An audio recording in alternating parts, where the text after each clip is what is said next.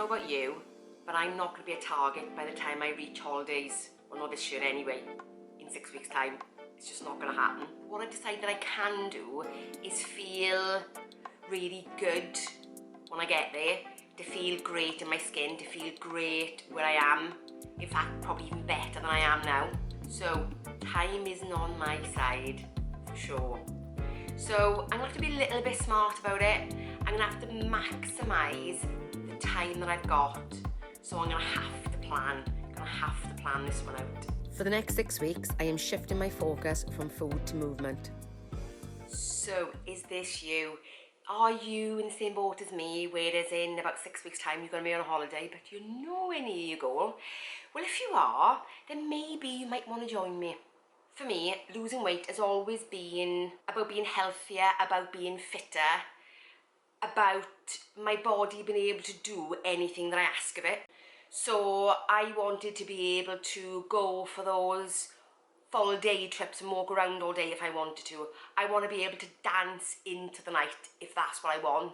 I want my body to be able to do what I ask. I know 6 weeks isn't long, but I do think with a little bit of planning, a little bit of gentle movement, I really do think that we can be going on that holiday feeling so much better in ourselves, feeling mentally stronger, feeling physically stronger, feeling like, do you know what, we can give most things a go. So I'm going to split the plan up into chunks, the different elements that it takes to feel our best self, if that makes sense. So first of all, let's start with the food.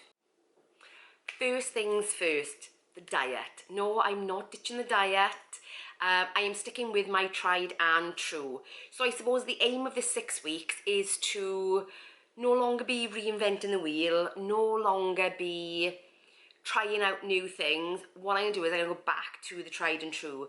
So those meals, those recipes, that continuity that I know works really well is the plan going forward. So I am still pretty much sticking to that Mediterranean, but I'm doing kind of like an 80-20 split, 90-10 split. So it's going to be whole foods all the way. Yes, my bread is still going to be in there, but I'm not going to exclude treats or snacks. So, I mean, the weather is going to be absolutely amazing. So, if I want an ice cream, I'm going to have one. If I want a lolly, I'm going to have one. But it is such a small part of my day as opposed to the bigger part. Every week is going to be different, but there's going to be a lot of repetition in there because I don't want the eating and the planning of food to distract from the main aim, and that is movement. Because I mean, yes, food does make you feel a certain way. I know that if I've eaten too much processed stuff, then I feel a bit ick. So that's why I'm going for whole foods that I know that work, tried and true. So let's go shopping and I can show you exactly what that 80-20 balance actually looks like.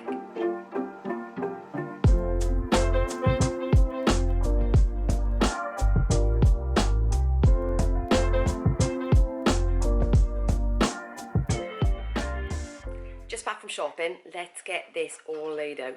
So on this side I've got all my meats, I've got my chicken, I've got my pork chops, I've got my fish, I've got my ham, eggs, full fat, yogurt, I've got my whole milk, my Hex sausages because they're amazing, 97% meat, very little processing in that.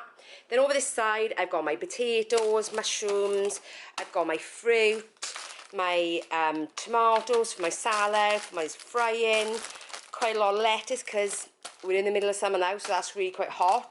I've got my leeks, I've got courgettes, blueberries, peppers, I've got my organic bananas, I've got my peas. So if I look at all that is all kind of Mediterranean, whole foods, and the main way. So all my meals are made up of that. But when I say 20%, I've got some French fries. Sometimes I just like a bit of salty crunch. But there's only 6 here and they're going to last me for a good couple of weeks. If I have 2 bags in a week, that might be it. This evening, because I'm running a bit late today, we've decided to have, I've got some seasoned wedges. Are they processed? Jury's out on that one. Pizza for this evening, we'll have half of that pizza each. Pizza, processed, well these ones probably are, but if I made a pizza, I wouldn't consider those to be processed because I would have made the dough myself and everything else would be fresh. In fact, everything else is fresh on you, so it's not so bad. But then treat-wise, I've got the, these are about the same size as a Magnum. So if I'm fancying something a bit bigger as a treat in the evening, sometimes I could have the big one, or actually if I'm just fancying something little, then I've got these ones, and these are the minis. They're probably about half the size, half the calories, half the size, so they are ideal. So as you can see, it's more 90-10, because these treats, whether I look at the French fries or if I look at the ice creams, they're not a given every day. They are, if I just fancy that salty crunch, sometimes you just need it, so they're there if I need it. Next, let's think about walking. Now, walking is such an underrated exercise, especially for weight loss, but you know what, I'm going to talk a little bit more on that next Sunday, in next Sunday's video, which is going to be walking for weight loss. The plan over the next 6 weeks is going to be doing a minimum of 8,000 steps a day. No excuses, doesn't matter about the weather, walking is it. That is the focus. Now, before you turn around and say, just walking, the benefits of walking are insane, absolutely insane. So that is going to definitely be the plan for the next 6 weeks going forward. But not just that, not just walking. But I'll come on to that in a second. So if you're at the start of your journey, like I was a year ago now, I did a walking for weight loss challenge then, 15,000 steps a day for 7 days. Now, I thought I was insane at the time, but if you are at the start of your journey, or you've got sort of £100 to lose and you're thinking, can I do this? Is that something that would work for me? I leave a link to that video up here so you can go, and I explain in there exactly what to expect from that level of walking when you've got that much to lose. I go into everything, how I felt, how it affected my body, what the results were at the end, and how I felt by the end of it. So if that's you, check that video out for definite. It's definitely worth a watch. Next is resistance training. Now, I've dabbled with this a little bit over the last little while, or weight training, if it makes more sense to you, but I'm not going to be going to the gym. I am not picking up a gym membership for the next 6 weeks. It's not happening. But what I do have actually some dumbbells already. You know, things I bought the last time I was on a little bit of a fad. Yeah, but I've got those, but you don't even need to buy them. If you want, cans of beans, not sponsored by Branston by the way, cans of beans, if you want, they are, what are they, like 500 gram tins? So, that and that, exactly the same.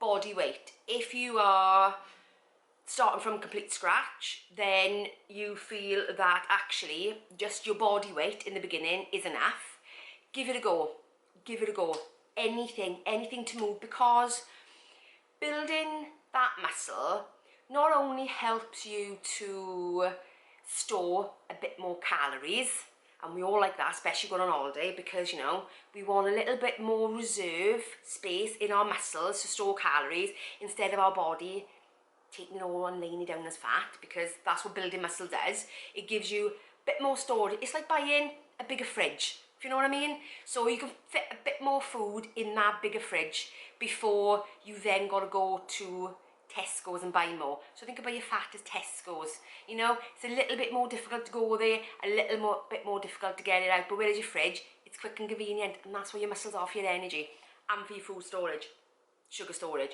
So yeah, building the muscle will give you a big fridge in your arms. So what I'm going to do over the next 6 weeks is do a set of 5 exercises.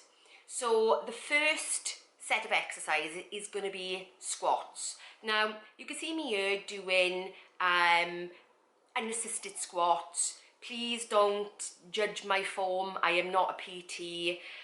So if you are going to partake in any of these exercises, please do your research, go and have a look, see what the proper form should be like, stand in front of a mirror and do it.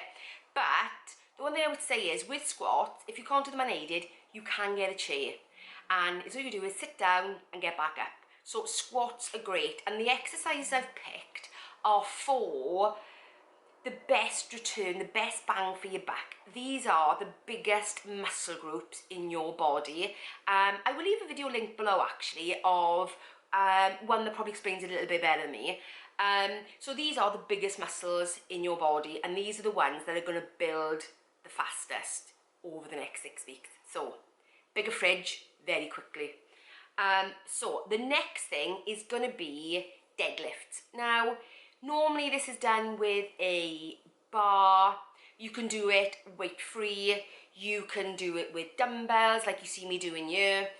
But whichever you decide to do, it is all good. It is about working those bigger muscle groups, working those hamstrings and those quads and those glutes, you know? So big muscle groups, bigger bang for your back, bigger fridge. Next, I'm moving on to bent over rows. Now, again, these are your big arm muscles. These are your biceps and triceps all working together. It's what they call like a compound movement, which means you're working more than one muscle at a time. Also, it is working all your back muscles. So, win-win-win. The big major muscles in your upper body are all being worked by, or majority of them being worked by this exercise. Again, you can do it just body weight, you can do it with cans, you can do it with heavy weights, you can progress the heavy weights, entirely up to you. So the next one is an overhead press. This one works your shoulder muscles. Now, your big delt muscles in your shoulder, you know, we're using those all the time, so they're quite a big muscle group. So pressing those weights, even if it's just the weight of your arms, overhead is going to build those shoulder muscles. Again, bigger muscles, bigger fridge. Last, and by no means least, it is the shoulder press. So normally this is done on a bench. I don't have a bench, so I'm improvising. I am just doing it on the floor. The one thing I would say is, with a bench, normally you're able to bring your arms back below the level of the bench. I'm obviously not going to be able to do that because I'm on a floor. But what I'm doing is I'm bringing my arms down and not quite touching the floor. It may look like I'm touching the floor, but I'm not. I'm not quite touching the floor before I go back up. So I'm never taking the tension out of those muscles, if that makes sense. So those are my 5 top exercises going forward. Now, if you're wondering how many to do and what, I'm doing 5 sets of 5. So I'm going to do 5 squats, rest for 60 seconds, another 5 squats, rest for 60 seconds, and do that 5 times. Then I'm going to move on to the deadlifts, you know, the ones sliding up your legs. I'm going to do that 5 times, stop for 60 seconds, do that 5 times, stop for 60 seconds, again 5 sets, and I'm going to go on that way. Please, please, please do take a break in between, because if you do them continually one after each other, then that is more like cardio. So your body, it's not going to have the same effect. It's not going to necessarily build muscle in the same way. So please take the breaks in between. Make those movements deliberate. Make them strong. Keep your muscles under tension as you're doing it. Not only that as well, another real benefit to doing resistance training, especially if you're a lady of a certain age, basically anybody over 40, that's female, you start losing your muscle mass after 40, and that starts to diminish, and also as well, your bone density starts to diminish. Like I said, I'm not a doctor, I'm not a PT, but this is the research.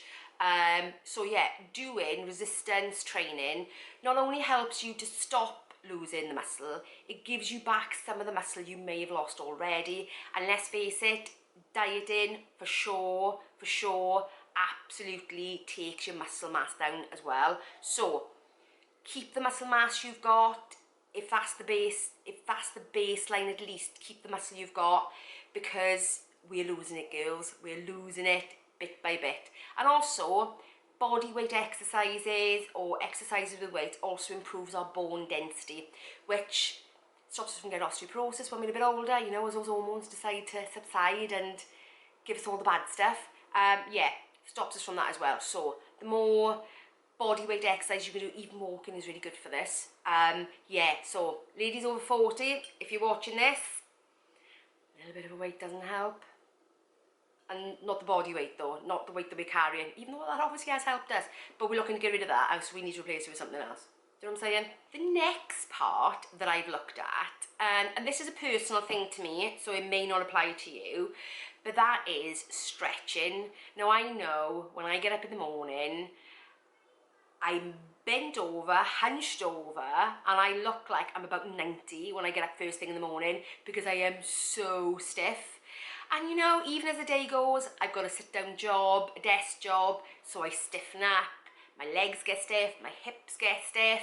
So, you know, stretching is really important. So I have decided to make morning stretching before I get out of bed a part of my daily practice. Now, if it means you're going to set your alarm 5 minutes earlier, which is probably going to be me, then yeah, that is the best thing to do. Get up, stretch your body, so that when you actually put your feet on the ground, you're not feeling that overwhelming stiffness, and that's going to help you as the day goes on, whether it be the walking that you're doing, whether it be the weight training you're doing, whether it be a bit of yoga that you're doing. It's going to free up that body so that you can actually benefit from that a little bit sooner into the movement, if that makes sense. Plus as well, I don't know about you, but the more I creak and groan as I get older, that's what actually makes me feel older, because it didn't happen when I was younger and I felt young, but now I think I feel older than I look. That could just be me, but I know that it has taken its toll, so I need to be able to move around, pain, ache, creak free. So guys, that is the plan. That is the plan going forward.